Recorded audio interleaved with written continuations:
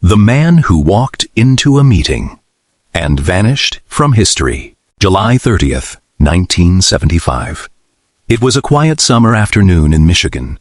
Nothing seemed unusual in the parking lot outside the Maku's Red Fox restaurant in Bloomfield Township. Cars came and went. Diners arrived for their meals. The staff hurried to prepare for the evening rush. No one knew that in just a few minutes, this place would become the starting point of one of the greatest mysteries in American history. It was just before 2 in the afternoon. A dark blue Pontiac Granville slowly pulled into the parking lot. The man who stepped out was Jimmy Hoffa. He was 62 years old. He was not a movie star. He was not a president, but nearly every American knew his name. For years, Jimmy Hoffa had been the most powerful figure in the American labor movement. He led the Teamsters, a union representing millions of truck drivers and transportation workers across the United States. It was an organization with so much influence that if the Teamsters went on strike nationwide, goods would stop moving, supermarket shelves would run empty, factories would run short of raw materials. The American economy could be thrown into chaos within a matter of days. That power made Hoffa one of the most formidable men in America. But it also made him a target for many powerful enemies. For years, the FBI tracked Hoffa's every move. The Justice Department viewed him as a symbol of corruption. Politicians wanted to bring him down. Meanwhile, the Mafia saw him as both an ally and a threat. Jimmy Hoffa lived between two worlds. On one side were the millions of workers who believed in him. On the other were some of the most notorious crime bosses in America. And caught in the middle was a power struggle that had lasted for decades. But on that particular afternoon, Jimmy Hoffa had not come to the restaurant to argue about politics, nor had he come to speak with the press. He was there for a meeting. According to what Hoffa told his family before leaving home, he was going to meet two men, two names that carried considerable weight in both the labor movement and the criminal underworld.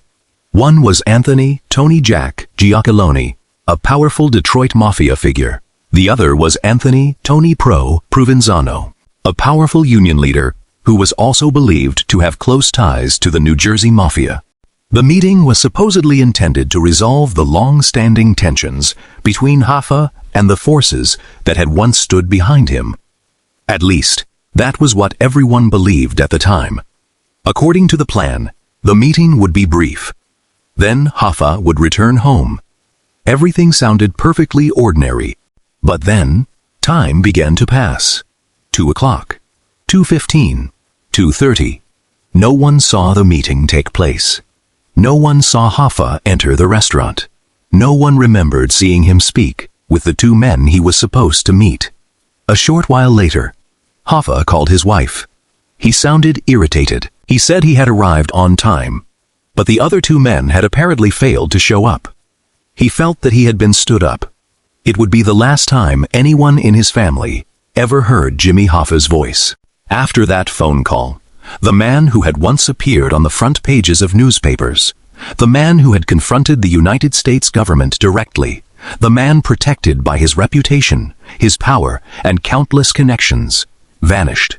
No gunshot, no cry for help. No witness who could say they had seen an abduction. Hoffa's car was found still in the parking lot. His wallet was still there. His watch was still there. His ring was still there. There was no indication that he had disappeared voluntarily.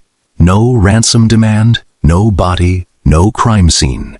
Only an emptiness that has endured for more than half a century. In the years that followed, the FBI launched one of the largest investigations in American history. Hundreds of agents were mobilized. Thousands of witnesses were questioned. Forests were dug up. Homes were searched. Farms, warehouses, and scrapyards were excavated. Every few years, a new confession would emerge. A new theory. A new alleged burial site. But they all led to the same result. There was never enough evidence to close the case. No one was ever convicted in connection with Jimmy Hoffa's death, and no one knows exactly what happened during those brief hours on the afternoon of July 30th, 1975. So, Was Jimmy Hoffa betrayed at that fateful meeting? Was he really eliminated by the mafia to prevent him from returning to power? Or was there an even greater secret behind his disappearance? One involving money, power, and connections that America was not prepared to expose at the time. This is not merely the story of a missing man.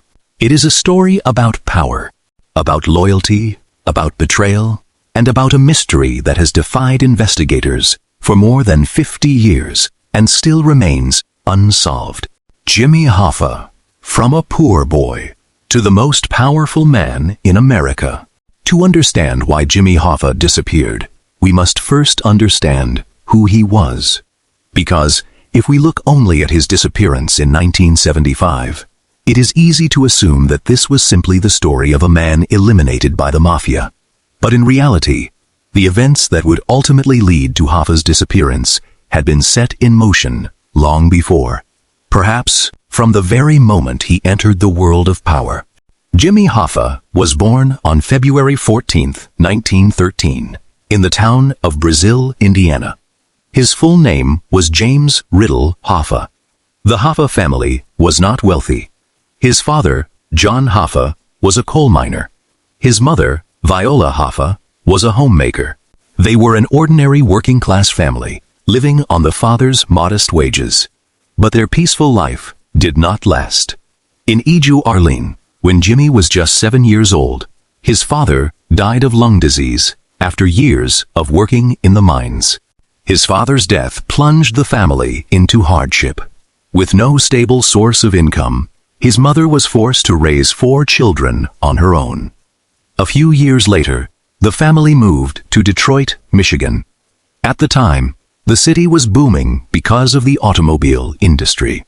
Hundreds of thousands of people from across America poured into Detroit in search of work. Among them was the Hoffa family. Jimmy left school at a very young age. He took on whatever work he could find to earn a living, loading cargo, packing food, and moving goods in warehouses. Those physically demanding jobs gave Hoffa a deep understanding of working-class life. Shifts that lasted 10 hours or more, low wages, dangerous working conditions, and most importantly, workers had almost no voice. If they were fired, they had no choice but to accept it. There was no one to protect them. Labor laws were weak, and no organization truly represented their interests. It was this environment that shaped Jimmy Hoffa. He was not highly educated, but he possessed a remarkable ability, the ability to bring people together. In the early Ejo Line S, Hoffa worked for the Kroger grocery chain. One day, a truck carrying strawberries arrived at the warehouse. Strawberries spoiled quickly. If they were not unloaded immediately, the entire shipment would lose its value. Hoffa realized that this was the company's weakness. He quickly rallied the workers and called on them to stop working together. No one would unload the strawberries. The more time passed, the more money the warehouse owners stood to lose. Finally, management was forced to accept the workers' demands for higher wages and better working conditions. The strike lasted only a short time, but it delivered a resounding victory. For the first time, the workers realized that, when they stood together, they had power. Word of the victory quickly spread throughout Detroit's labor community, and Jimmy Hoffa began to earn a reputation as an exceptional organizer. Not long afterward, he joined the Teamsters. Its full name was the International Brotherhood of Teamsters, a labor union representing truck drivers and transportation workers at the time. The transportation industry was becoming the lifeline of the American economy. Food, coal, steel, machinery, medicine, everything had to be transported by truck. That meant if truck drivers stopped working together, America's entire supply chain could be brought to a standstill. Jimmy Hoffa understood this better than almost anyone. He spent nearly all his time traveling from state to state, persuading workers to join the Teamsters, negotiating with employers, organizing strikes, settling disputes. He could address thousands of workers in a warehouse, then, moments later, walk into a boardroom and negotiate with corporate executives. Hoffa's negotiating skills earned the respect of both his allies and his opponents. He knew when to stand firm and when to compromise to the workers. Hoffa was a man willing to fight for their rights. He helped many of them secure higher wages, better benefits, more reasonable working hours, and protection from unfair dismissal. As a result, Hoffa's reputation grew rapidly. By the late S, he had become one of the most influential labor leaders in America. And in Wuti, Jimmy Hoffa was officially elected president of the Teamsters. It was a turning point that changed his life completely. Under Hoffa's leadership, the Teamsters expanded at an unprecedented rate. Its membership grew to more than 2 million, making it the largest labor union in the United States. But what made Hoffa truly formidable was not simply the size of the union. It was the power the organization held. Imagine America in the 1950s and 1960s. It was an era before the internet, before modern logistics systems. Most goods moving across the country depended on trucks every day. Millions of tons of food, fuel, industrial components, and consumer goods traveled along America's highways. Behind the wheels of many of those trucks were members of the Teamsters.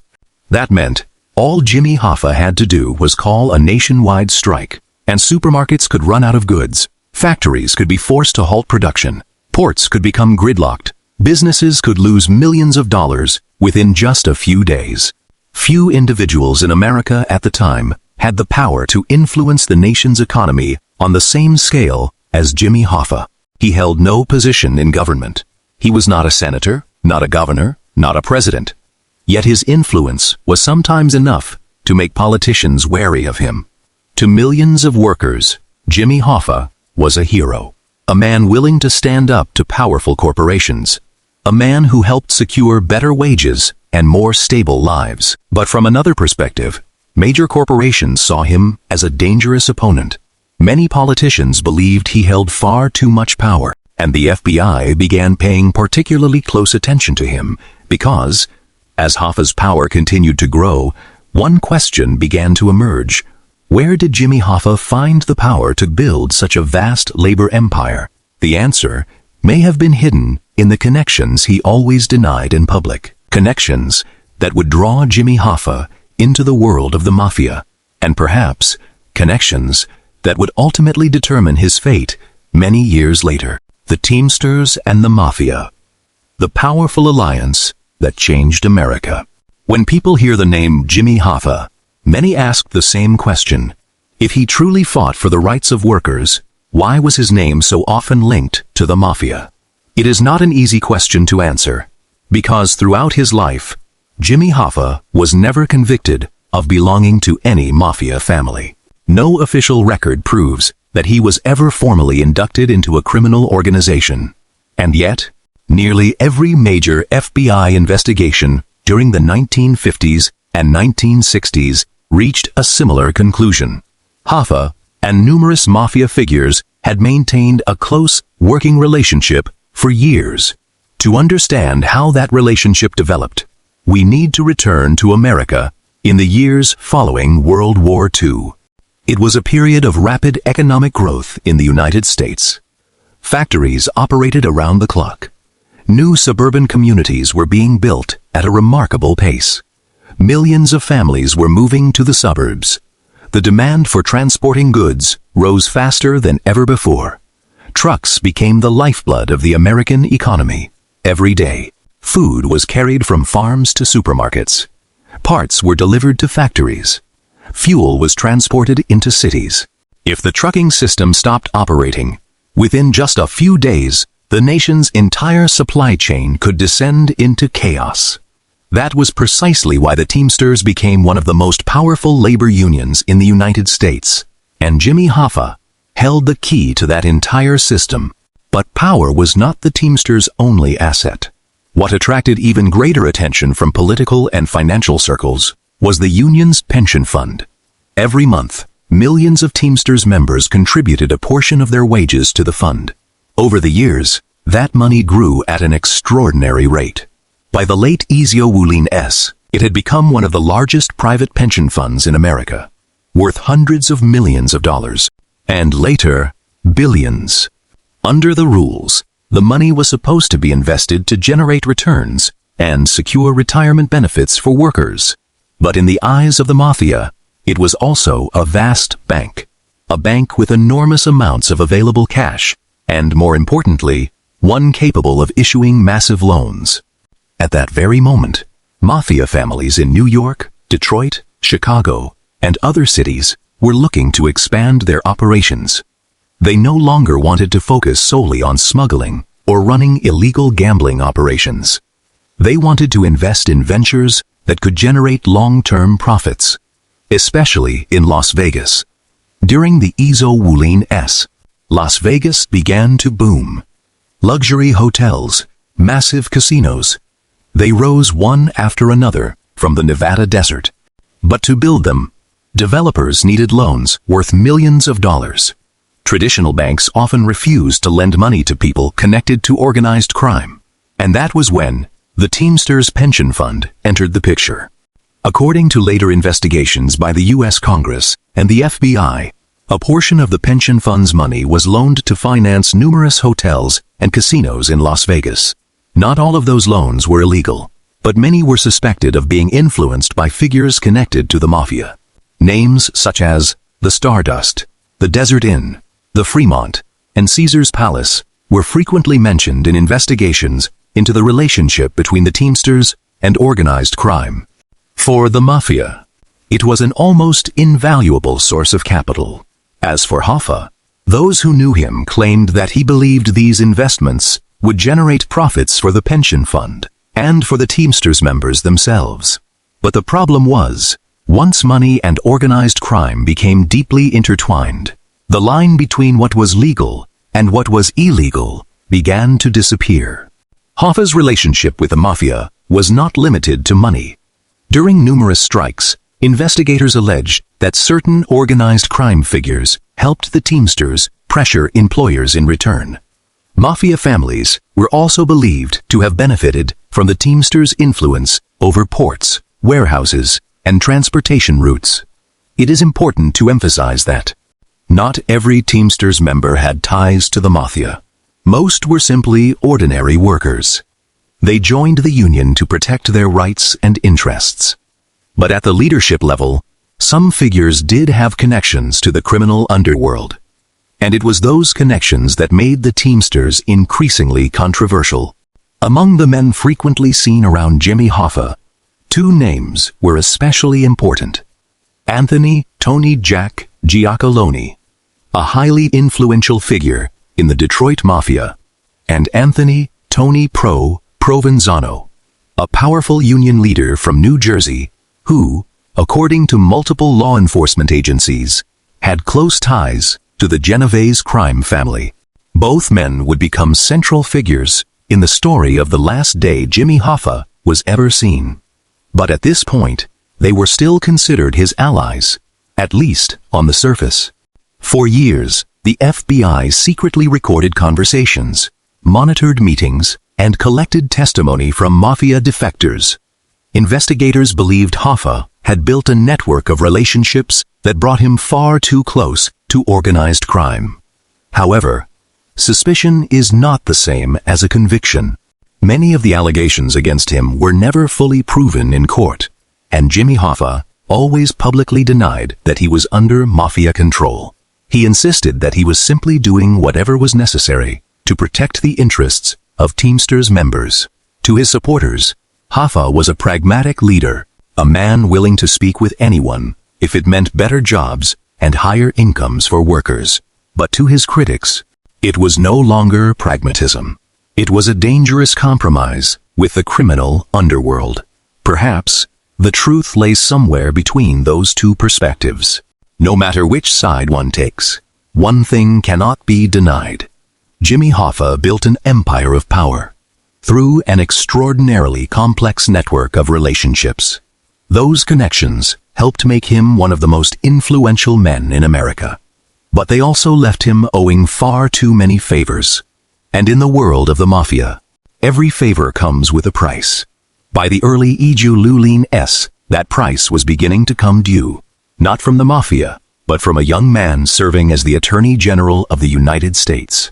His name was Robert Kennedy, and he had made bringing down Jimmy Hoffa a personal mission. It was a confrontation that would completely alter the course of Hoffa's life. The war with Robert Kennedy, the man determined to bring Jimmy Hoffa down. In the early Ijoluling-s, Jimmy Hoffa was at the height of his power. He led more than 2 million Teamsters members. He could force major corporations to the negotiating table. He had connections with influential politicians, and millions of workers regarded him as the man who spoke on their behalf. From the outside, it seemed that no one could stop Jimmy Hoffa. But then, a new opponent emerged. Unlike the businessmen, unlike the factory owners, and unlike the mafia, this opponent was the United States government. In Ijoluyi, John F. Kennedy became the 35th President of the United States. His younger brother, Robert F. Kennedy, was appointed Attorney General.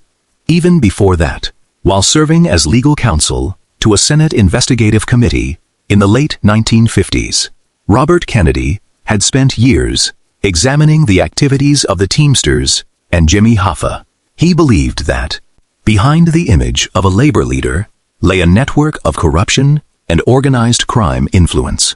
After taking charge of the Justice Department, Robert Kennedy almost immediately made the fight against the mafia and corruption within labor unions one of his highest priorities, and Jimmy Hoffa became his #1 target.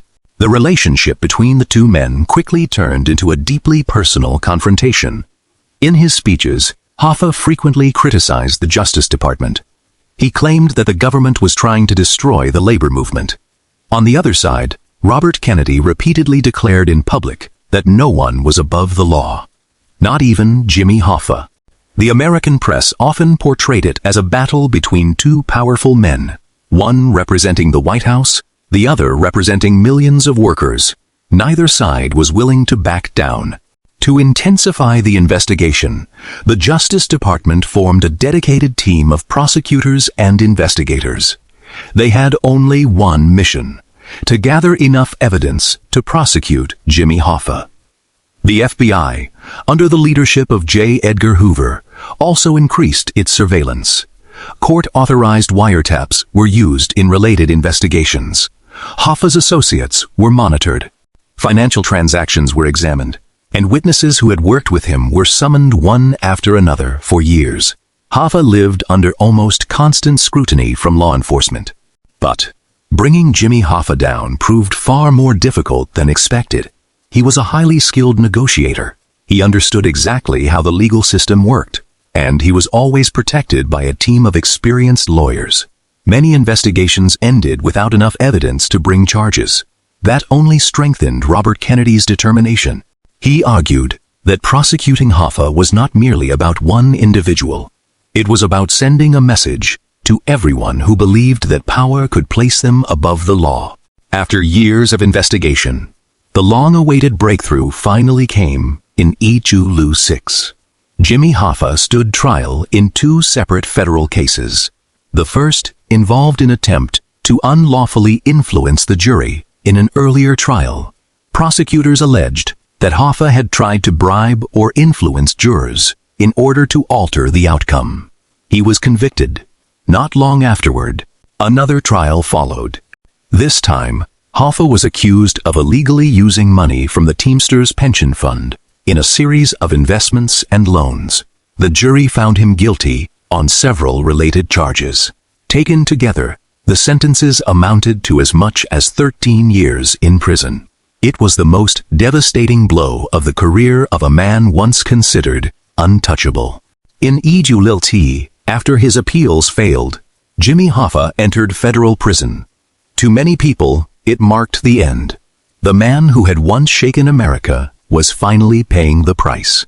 But the reality was different. Even behind bars, Hoffa remained in contact with many of his associates. He continued to follow the activities of the Teamsters, and he still believed that one day he would return. He refused to accept defeat.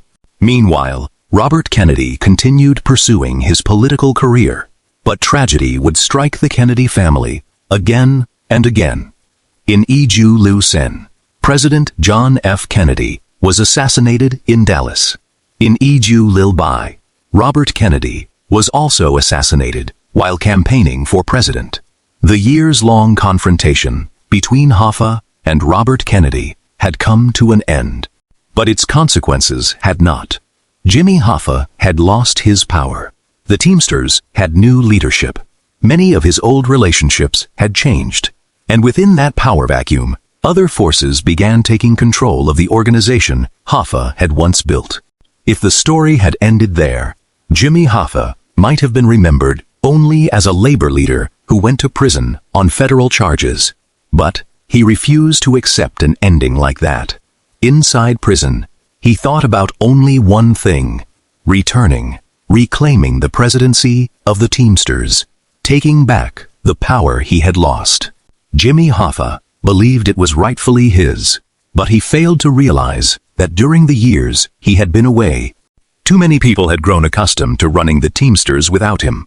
To them, Hoffa's return was not welcome news. It was a threat. And only a few years later, when President Richard Nixon commuted Jimmy Hoffa's sentence, a new power struggle would begin. A struggle that may have become Hoffa's true death sentence. Freedom at the price of power. Nixon's decision and Jimmy Hoffa's fatal mistake. By early EJOTE, Jimmy Hoffa had been in prison for nearly 4 years. For most prisoners, what they wanted most was to return home, to live a normal life. But Jimmy Hoffa was different. From the day he entered prison, he never abandoned his ambition to return to the height of power. He wrote letters regularly, consulted with his lawyers, and remained in contact with his loyal associates. In Hoffa's mind, he was not a defeated man. He was merely out of the game for a while. December 23, 1971. An unexpected decision changed everything.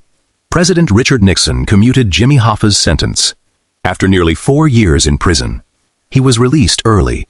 The news quickly appeared on the front pages of newspapers across the country. For Hoffa's supporters, it was the moment they had been waiting for all those years. Their leader had finally returned. But their joy was incomplete, because Nixon's commutation came with a special condition. Jimmy Hoffa was prohibited from taking part in any management activities within the Teamsters until March 6, 1980. In other words, he was free, but he was not allowed to return to power. The White House believed that this condition would help stabilize the Teamsters and prevent further internal conflict. To many people, it seemed like a reasonable compromise. But to Jimmy Hoffa, the restriction was almost impossible to accept. In Hoffa's eyes, the Teamsters was more than just a labor union. It was his entire life. He had spent more than 30 years building the organization. He had traveled across America, recruiting members, negotiated thousands of labor contracts, and transformed the Teamsters from a regional union into the largest labor organization in the country. So, being forbidden from returning was like telling a general that he was free to live, but would never be allowed to command an army again. Hoffa refused to accept that. Immediately after his release, he began exploring legal avenues to overturn the restriction. Attached to his commutation, he argued that the condition was unfair and exceeded presidential authority. He filed multiple petitions with the courts, hoping to regain the right to participate in union affairs before 1980. But every attempt failed.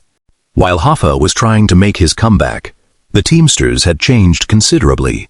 His successor was Frank Fitzsimmons. Unlike Hoffa, Fitzsimmons had a more restrained style. He appeared less frequently in the media. He was less confrontational toward the government.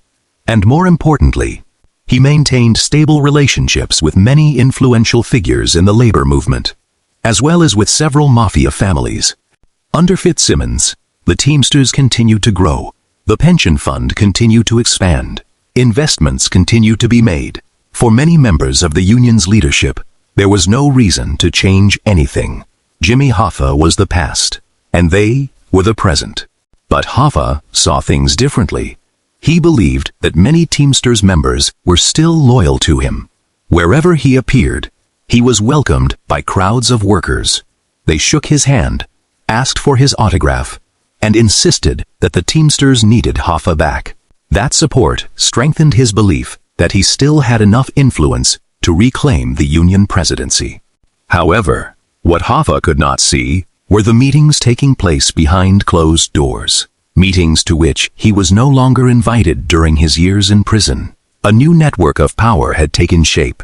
The people who once had to follow Hoffa's orders now had power and interests of their own, and they had no intention of losing everything simply because their former leader wanted to return. It was not only the Teamsters' leadership that felt threatened. Many figures in the mafia were also watching Hoffa's every move closely for years. The relationship between the Teamsters and certain crime families had generated enormous profits, especially through investments made with the union's pension fund. What they wanted was stable leadership, leadership that attracted little attention, leadership that avoided confrontation with the government. Jimmy Hoffa was the opposite. He was famously stubborn, difficult to control, and accustomed to making decisions on his own. If he returned to power, no one could be certain whether he would preserve the old arrangements or change everything. In the world of organized crime, instability is always dangerous. People close to Hoffa later recalled that, between EJOCR and EJOC, Jimmy Hoffa focused almost entirely on one goal: returning to the Teamsters. He repeatedly met with supporters, attended meetings, consulted with lawyers, lobbied local union leaders, and even prepared to run for office if the opportunity arose. With every step he took, the pressure on those around him grew, because Hoffa was not merely talking. He was genuinely preparing to return. There was one particularly important detail. During the final months before his disappearance, Hoffa repeatedly told friends that he intended to resolve his disagreements with influential mafia figures. He believed that, if the crime bosses agreed to support him, his path back to the Teamsters would become much easier. That was why he actively sought meetings, negotiations, and private discussions.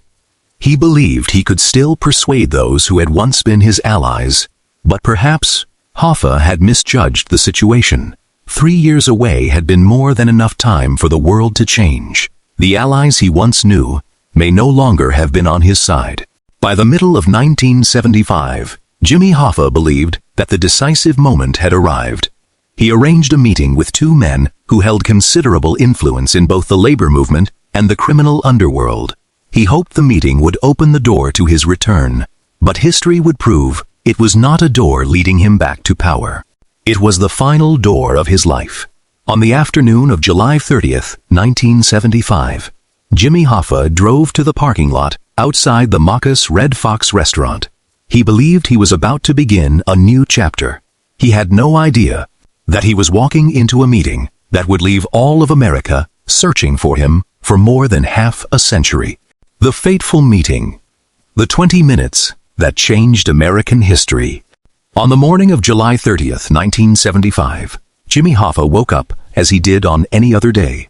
There was nothing to suggest that this would be the last day he would ever be seen alive. He ate breakfast at his home in Lake Orion, Michigan, discussed business with several associates, then prepared for a meeting that he believed could determine his future, according to members of his family. Hoffa appeared confident. He believed that if he could resolve his disagreements with powerful figures in the mafia and the Teamsters, the path back to the Union presidency would become much clearer. That made the meeting especially important. It was not a casual lunch. It was a negotiation between men who had once been allies. The chosen location was the Macca's Red Fox restaurant, located on Telegraph Road in Bloomfield Township, a suburb of Detroit. It was an upscale and well-known restaurant at the time. Businessmen, lawyers, politicians, and prominent figures from the labor movement frequently visited the establishment. It was private enough for a discreet conversation, yet busy enough to avoid attracting suspicion, an almost perfect setting for an important meeting. According to the plan, the meeting was scheduled for around 2 o'clock in the afternoon. Jimmy Hoffa told his family that he was going to meet two men, Anthony "Tony" Jack Giacalone, an influential figure in the Detroit Mafia, and Anthony Tony Provenzano, a powerful union leader from New Jersey who investigators believed had close ties to the Genovese crime family. Hoffa had known both men for many years, but their relationships were no longer what they once had been, according to testimony given later. Hoffa and Provenzano had developed a serious conflict while Hoffa was still in prison. The two men had repeatedly argued over power within the Teamsters. Witnesses even described threats exchanged between them during the investigation. Giacalone, meanwhile, was seen as someone capable of mediating between them. At least, that was what Hoffa believed. At approximately 10:15 p.m., Jimmy Hoffa left home in his dark blue Pontiac Grandville. He wore a short-sleeved shirt, dark trousers, and his usual watch and ring. He had no bodyguard, no escort vehicle. That may seem unusual for a man who had been monitored by the FBI for years and had countless enemies. But Hoffa was known for his confidence. He was accustomed to meeting powerful figures without protection. Perhaps he believed that the men he was meeting were old acquaintances. At approximately 10:15 p.m., Jimmy Hoffa arrived at the parking lot outside the McCool's Red Fox restaurant. Several witnesses later confirmed seeing his Pontiac parked near the entrance. Hoffa stepped out of the car, looked around the area, but apparently saw no sign of the two men he was waiting for. He decided to wait. 5 minutes passed, then 10, then 15. Still, no one appeared. At least, that was what Hoffa believed.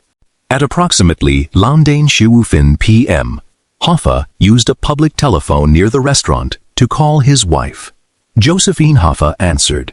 The conversation lasted only a short time.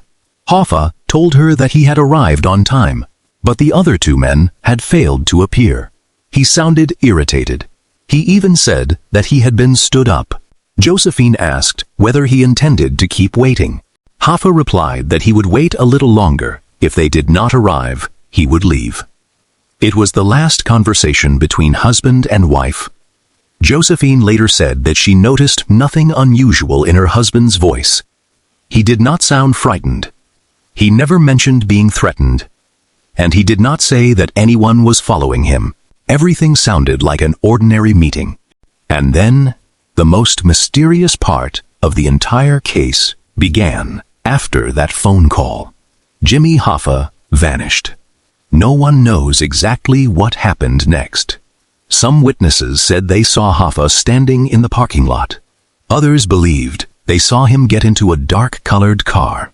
One person described it as a Mercury Marquis. Others remembered it differently. The accounts did not fully agree, and no one could say with certainty that they had witnessed Hoffa's final moments. What baffled investigators was this: if Hoffa had been forced into a vehicle, why did no one hear him cry for help? If there had been a struggle, why was there no evidence of one in the parking lot? If he had been abducted in broad daylight, how did the dozens of people around the restaurant fail to notice anything unusual to this day? Those questions remain unanswered. By around 4 o'clock that afternoon, Josephine Hoffa began to worry. Her husband was known for being punctual if his plans changed. He almost always called to let her know. But that day, the phone never rang again. No one knew where Jimmy Hoffa was. As the late afternoon faded into evening, the family decided to contact the police. At first, many assumed that Hoffa had simply changed his schedule, or that another meeting had delayed him. But as the hours passed, their concern continued to grow, because this was completely unlike Jimmy Hoffa. The following morning, Hoffa's Pontiac Grandville was found still parked near the Macus Red Fox restaurant. The doors were locked. There were no signs of forced entry, no blood, no evidence of an attack. Inside the car, many of his personal belongings remained untouched. That virtually ruled out the possibility that Hoffa had disappeared voluntarily. He had not taken any luggage. He had made no financial preparations. And he had left no message behind. To investigators, all the evidence suggested that Jimmy Hoffa had left the parking lot in another vehicle. But who was with him, how he left, and whether he entered that vehicle willingly or was forced inside, no one could say. In less than 20 minutes, one of the most famous men in America had vanished, leaving behind no body, no crime scene, no weapon, only an empty parking space, and a mystery that has endured for more than half a century. But the strangest detail of all was this. The men Hoffa said he was supposed to meet that day. Both insisted that they had never gone to the meeting. If they were telling the truth, then who took Jimmy Hoffa away from that parking lot? Or had the meeting been arranged from the very beginning to lure him into a trap he never saw coming? The largest investigation in FBI history. Thousands of clues, but no answers. Just hours after Jimmy Hoffa's family reported him missing, law enforcement agencies in Michigan began investigating. At first, many investigators still hoped that this was merely an ordinary missing person case. Perhaps Hoffa had changed his plans, or met with an acquaintance and forgotten to notify his family. But that hope quickly faded, because the missing man was not an ordinary citizen. He was Jimmy Hoffa, one of the most famous and powerful figures in America. As news of his disappearance spread, the FBI almost immediately assumed the leading role in the investigation. What followed would become one of the largest missing person investigations in American history. The agents began at the last place Hoffa had been seen, the parking lot outside the Maku's Red Fox restaurant. The entire area was sealed off. Every square foot of pavement was examined. The vehicles present that day were identified and checked. Servers, lunch guests, passers-by, anyone who had been near the restaurant between 1 and 3 o'clock that afternoon was considered a potential witness. Hundreds of statements were collected, but a problem quickly emerged. No two people told exactly the same story. Some said Hoffa had been standing alone. Others insisted that he had walked toward a vehicle. Some remembered only seeing a man resembling Hoffa crossing the parking lot. Not one account was clear enough to establish exactly what had happened. One of the most important pieces of evidence was Hoffa's Pontiac Grandville. The car was taken to a forensic laboratory. Technicians examined every fingerprint, every strand of hair, every trace of dust. In Izo-Tiwu, DNA technology was not yet used in criminal investigations. That meant investigators had to rely primarily on fingerprints, hair, fabric fibers, and other physical evidence. The results were disappointing. There were no signs of a struggle, no blood, no evidence that Hoffa had been attacked inside the vehicle. The Pontiac did almost nothing to move the investigation forward. The FBI then shifted its focus to reconstructing Hoffa's entire schedule on July 30th. When did he leave home? Where did he stop? Who did he speak with? Was anyone following him? Investigators interviewed his friends one by one. Family members, lawyers, Teamsters officials, even people who had once been in conflict with Hoffa. They tried to assemble each small piece of the puzzle. But the deeper they investigated, the more complicated the picture became. Because Jimmy Hoffa had too many connections. Too many people had crossed paths with him, and too many people had no intention of telling the whole truth.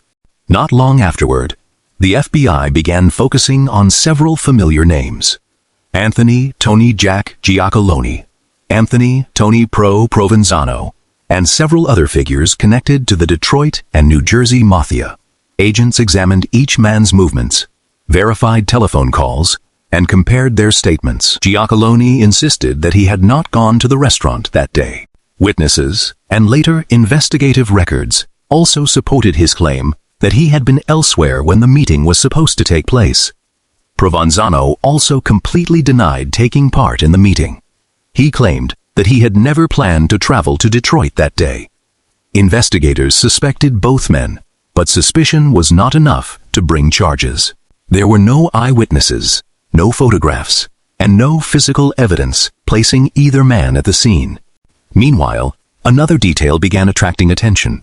Several witnesses said Hoffa may have entered a reddish-brown Mercury Marquis. It was not his car, so who did it belong to?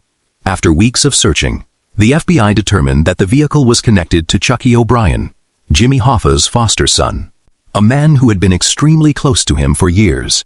Chucky denied any involvement in the disappearance. He said that he had simply been carrying out errands assigned to him that day, and that he had never met Hoffa. Nevertheless, the vehicle used by Chucky was seized for forensic examination. For the first time, investigators had a piece of physical evidence that might have been directly connected to the day Hoffa vanished. Many years later, as DNA technology advanced, evidence preserved from the mercury was tested again. Experts found a strand of hair containing DNA believed to be consistent with Jimmy Hoffa's. It was a significant discovery, but it also had to be viewed with caution. Chucky O'Brien had been extremely close to Hoffa for many years. The presence of Hoffa's biological material inside the vehicle did not automatically prove that he had been there on July 30th, 1975. And it certainly was not enough to prove an abduction or murder. For that reason, the evidence never resulted in an indictment. In the months that followed, the investigation expanded to an unprecedented scale. The FBI conducted thousands of interviews, surveilled numerous mafia members, used court-authorized wiretaps in related investigations, gathered information from informants, and offered deals to other criminals in exchange for testimony. Every tip, no matter how insignificant it seemed, was investigated. Some claimed that Hoffa had been buried on a farm. Others insisted that he had been taken to a warehouse. Some believed that his body had been cremated that very night. Every lead gave the agents hope, but in the end, each one led to another dead end. What made the investigation especially difficult was time. If Hoffa had been killed on July 30th, his killers may have had several hours to dispose of the body before police realized that this was no ordinary missing person case. There was no crime scene, no body. That meant investigators could not determine the cause of death, could not establish the time of death, and could not accurately reconstruct how the crime had unfolded. It was a nightmare for any investigator.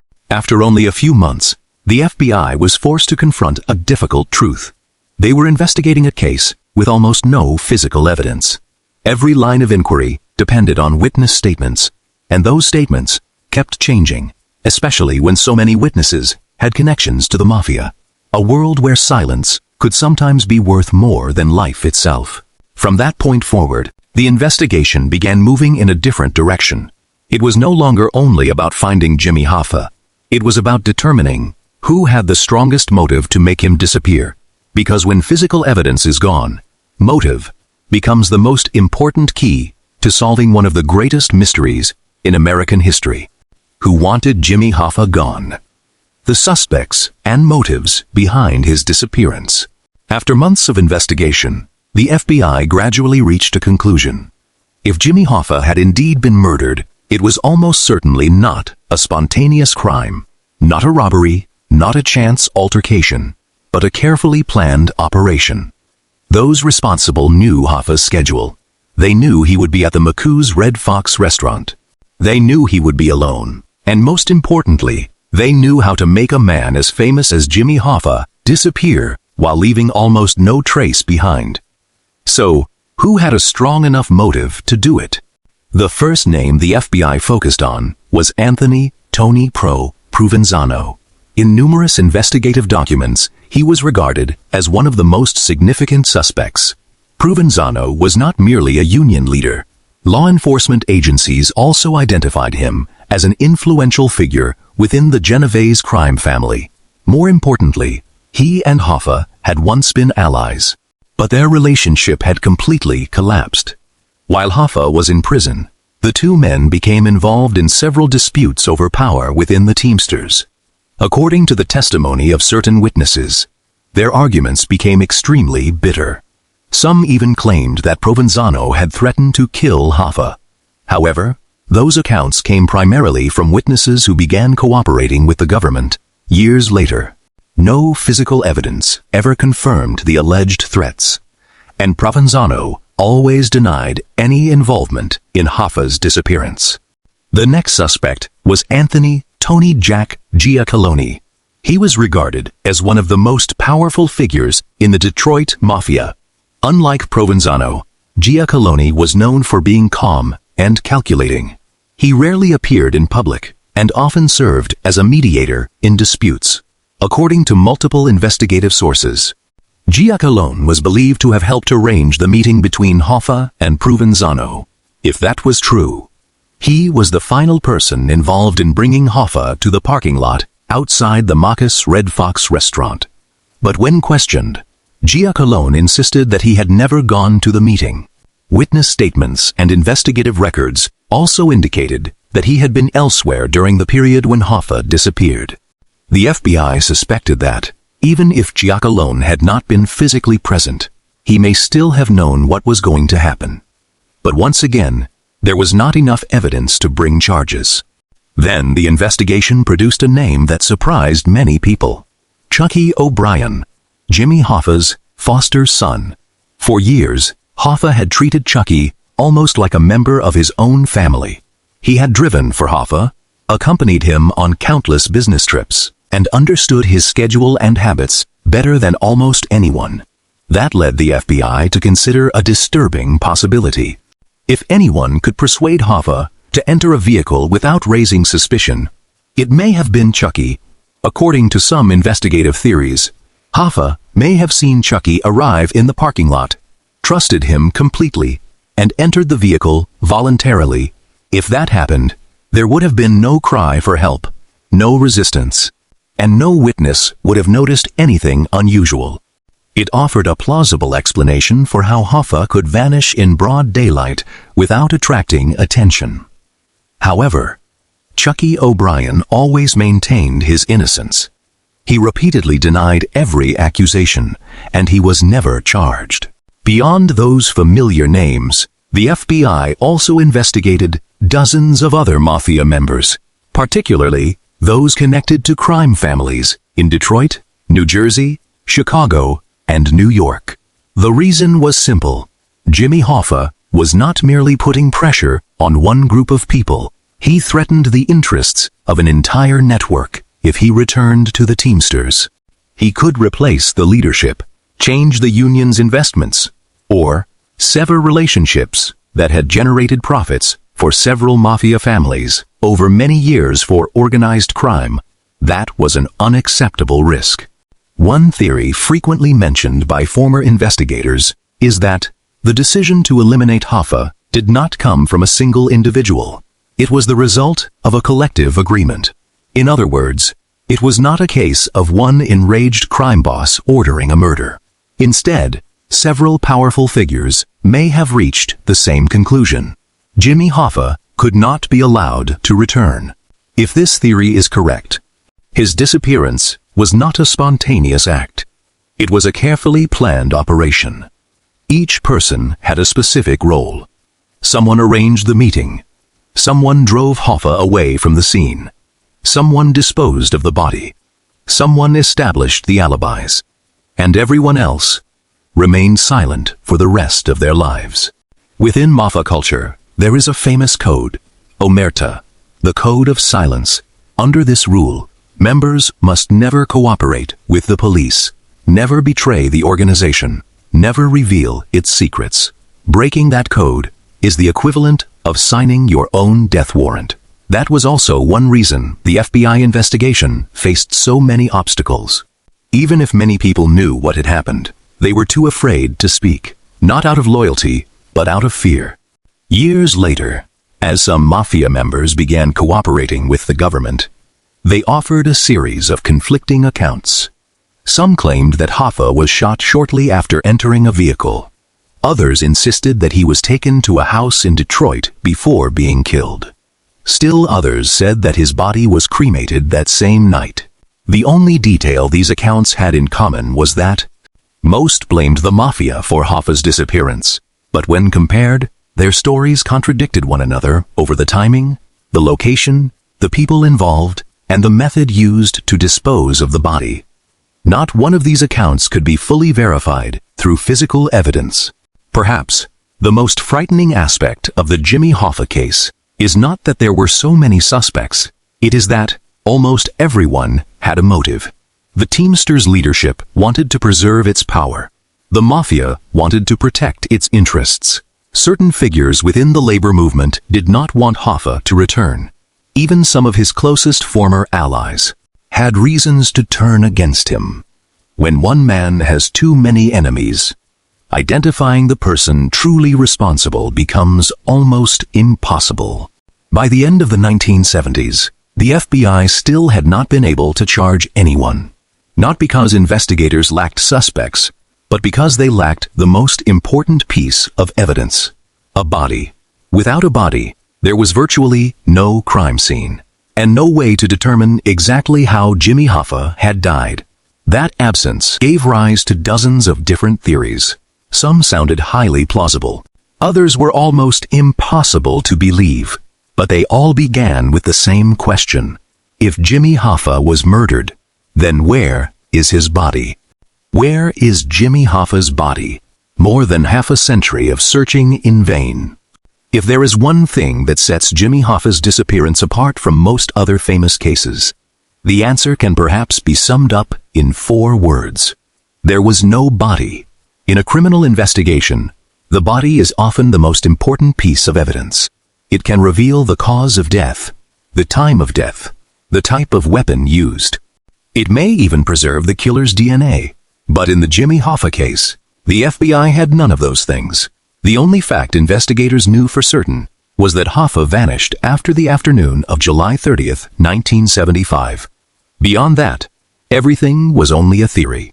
From the earliest days of the investigation, the FBI received countless tips. Some claimed that Hoffa had been buried in a forest. Others insisted that his body had been dumped in a lake. Some believed he had been taken across the border into Canada. Almost every week, a new location emerged, and agents were forced to investigate every lead. It was a search that would continue for decades. One of the most famous theories emerged in the late 1970s. It claimed that Jimmy Hoffa had been buried beneath Giants Stadium in New Jersey.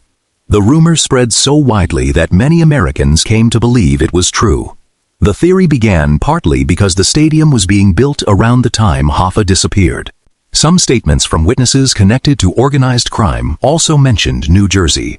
Gradually, the two stories became intertwined, and a theory emerged that Hoffa's body had been buried beneath the stadium's concrete for years. It was the most famous theory surrounding the case. It even became the subject of films, books, and television programs. However, the FBI never found any credible evidence to support it. In Ardene, when Giants Stadium was demolished, no trace of Jimmy Hoffa was discovered. A theory that had endured for more than 30 years had finally come to an end. But that was only the beginning. For decades, the FBI received new claims almost every year. Some said Hoffa had been buried on a farm in Michigan. Others pointed to a forest in Wisconsin. Some claimed that he had been taken to a warehouse in Detroit. Every new account forced investigators to reopen the case, bring in excavators, ground-penetrating radar, forensic teams, and begin digging, only to end in disappointment once again. In Ardene, a witness statement drew particular attention from the FBI. The witness claimed that Hoffa might have been buried beneath a farm in Milford Township, Michigan. Investigators brought in heavy machinery.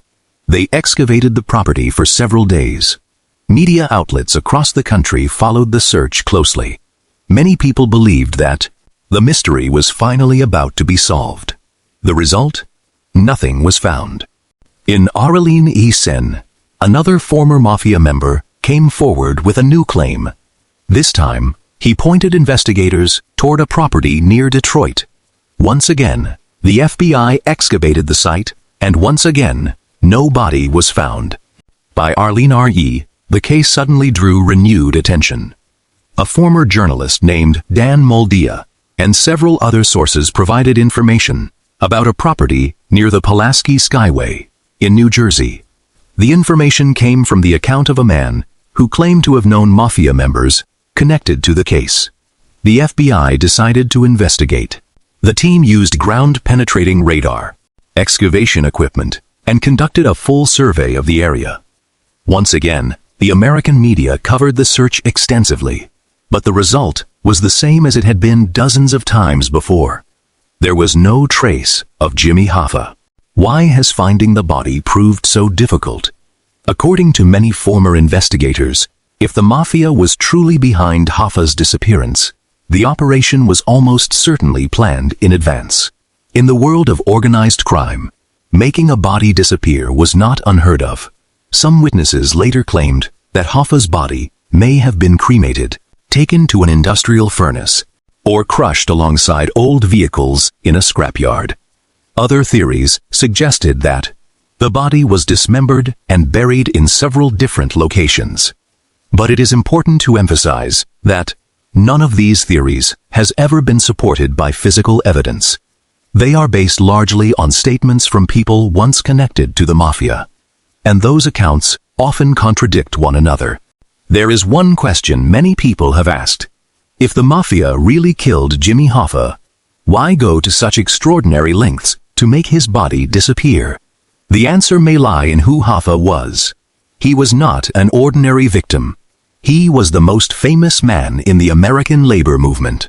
If his body were found, investigators would have a crime scene, a cause of death, and possibly a trail leading to the killers.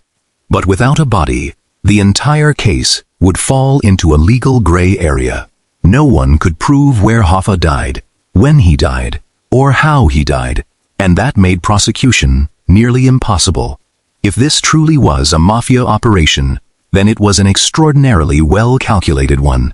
As time passed, the people who may have known the truth began dying one by one. Anthony Provenzano died in 1988. Anthony Giacalone passed away in 2001. Many other mafia figures also took their secrets to the grave. Each time a key figure died, the hope of uncovering the truth faded a little more.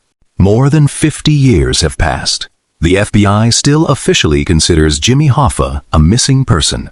Legally, he has been declared dead, but the case has never truly been closed, because if a credible lead emerges, the investigation can still be reopened. To this day, the search continues, not because anyone believes Jimmy Hoffa is still alive, but because investigators still hope to find the one thing that has always been missing, his body. Because without it, perhaps the truth about July 30th, 1975 will forever exist only as a collection of theories. And one of those theories became famous around the world after a man named Frank Sheeran claimed that he was the one who pulled the trigger and ended Jimmy Hoffa's life. It was a shocking confession, and the inspiration for the film, The Irishman. But was Frank Sheeran really telling the truth, or was he simply creating one final story at the end of his life? Frank Sheeran and The Irishman. Can his shocking confession be believed? For more than 30 years after Jimmy Hoffa disappeared, the investigation produced almost no major breakthroughs. The FBI continued receiving new claims, but every one of them led to a dead end. Then, in the early 2000s, an elderly man came forward. He claimed to know exactly what had happened on July 30th, 1975. Not only did he know, he insisted that he was the man who had killed Jimmy Hoffa. His name was Frank Sheeran, and his confession changed how the public viewed the entire case. Frank Sheeran was born in 1920. He served in the United States Army during World War II. After the war, Sheeran became a truck driver. That was when he began meeting numerous figures within the Teamsters. Among them was Jimmy Hoffa. According to Sheeran, the two men quickly became close. Hoffa trusted him, frequently assigned him important tasks, and regarded Sheeran as a friend at the same time. Sheeran also had ties to Russell Bufalino, an influential mafia boss from Pennsylvania. It was this unique position that led many people to believe that if anyone was both trusted by Hoffa and had access to the mafia, Frank Sheeran was one of the very few men who met both conditions. In Arlington Civ, former prosecutor Charles Brandt published the book, I Heard You Paint Houses. The book was based on a series of interviews with Frank Sheeran during the final years of his life. Its title came from a phrase allegedly used as a reference to contract killing. To paint houses meant that a victim's blood would splatter across the walls when they were shot. In the book, Sheeran described a story completely different from anything the public had previously heard. According to him, on July 30th, 1975, he took part in a plan to bring Jimmy Hoffa to a house in suburban Detroit. Hoffa believed that he was going to meet with union leaders to resolve their disagreements. But when he entered the house, he realized that there was no meeting, according to Sheeran. Hoffa turned and looked at him, seemingly understanding that he had been deceived. Moments later, Sheeran drew a gun and shot Hoffa twice in the back of the head. He claimed that Hoffa died almost instantly. The body was then taken away and disposed of, and it was never found. If this story were true, it would explain almost every mystery that had endured for decades. There was no cry for help, no sign of resistance, because Hoffa had entered the house with a man he trusted completely. The confession quickly sent shockwaves across America. Many people believed that the greatest mystery in FBI history had finally been solved. In RDE2, director Martin Scorsese adapted the book into the film The Irishman, starring Robert De Niro as Frank Sheeran, Al Pacino as Jimmy Hoffa, and Joe Pesci as Russell Bufalino. The film received widespread critical acclaim, earned numerous major award nominations, and convinced millions of viewers around the world that Frank Sheeran was the killer. But investigators did not see it that way. Shortly after the book was published, several former FBI agents and independent researchers began examining every detail of Sheeran's account. They discovered numerous inconsistencies. First, there was no evidence confirming that Jimmy Hoffa had ever been inside the house Sheeran described. Second, several points in his timeline conflicted with the official investigative record. Third, no bloodstains or forensic evidence were strong enough to prove that a murder had ever occurred at that location. Forensic experts examined the house many years later. They discovered several traces of blood, but testing showed that none of them belonged to Jimmy Hoffa. Beyond that, many mafia historians also expressed skepticism. According to them, Frank Sheeran had never been regarded as a leading hitman for any major mafia family. Some of the details he gave about the mafia's organizational structure were also considered inaccurate. For decades, FBI records had not identified Sheeran as a central suspect in Hoffa's disappearance. That led many people to ask, was Sheeran truly involved in the case, or did he know only part of the story and invent the rest? Another detail made the confession even more controversial. Frank Sheeran revealed the full story publicly only near the end of his life, when he was elderly, in declining health, and knew that he had little time left. Some believed that it was his way of relieving the burden on his conscience. But others believed he wanted to leave behind a story powerful enough to ensure that his name would not be forgotten. Because by that point, most of the key figures in the Jimmy Hoffa case were already dead. There was no one left to confirm his account, and very few people remained who could conclusively disprove it. Interestingly, even Charles Brandt, the author of I Heard You Paint Houses, acknowledged that many details in the story were based primarily on Sheeran's own account, not on physical evidence. That means, unless new evidence emerges, the confession remains only a story, not a legal conclusion. To this day, the FBI has never officially identified Frank Sheeran as the killer. There was no indictment, no investigative conclusion stating that he murdered Jimmy Hoffa. In official records, the case remains unsolved.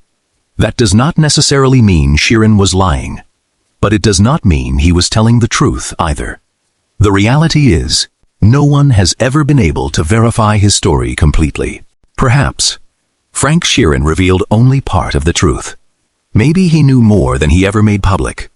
Or perhaps, he was merely a small link in a much larger plan. A plan in which the person who made the final decision was never identified. And that leads to the greatest question of all. If Frank Sheeran was not the mastermind, then Who truly gave the order for Jimmy Hoffa to disappear? It is a question that investigators, journalists, and historians have pursued for more than half a century, and to this day, the answer remains far from clear. The truth may never be known. What really happened to Jimmy Hoffa? More than 50 years have passed. Jimmy Hoffa has never been found. No body, no murder weapon, and no one has ever stood trial for his death. But after decades of investigation, most former FBI investigators and many mafia researchers have reached the same conclusion. Jimmy Hoffa was almost certainly murdered on July 30th, 1975. The question is no longer whether he died. It is how he died, who gave the order, and why the secret has remained hidden for more than half a century. Looking back at the entire case, one detail stands out. Jimmy Hoffa was not an easy man to deceive. He had negotiated with major corporations, confronted the United States Justice Department, and dealt with some of the most dangerous figures in the criminal underworld. He knew perfectly well that he had many enemies. So why did he still go to the meeting alone? Investigators believe there is only one reasonable explanation. Hoffa trusted the person who arranged the meeting, or he believed that he would be meeting old acquaintances. That trust may have caused him to lower his guard. Many former FBI agents later concluded that it was most likely a trap prepared several days in advance. The meeting was never intended as a negotiation.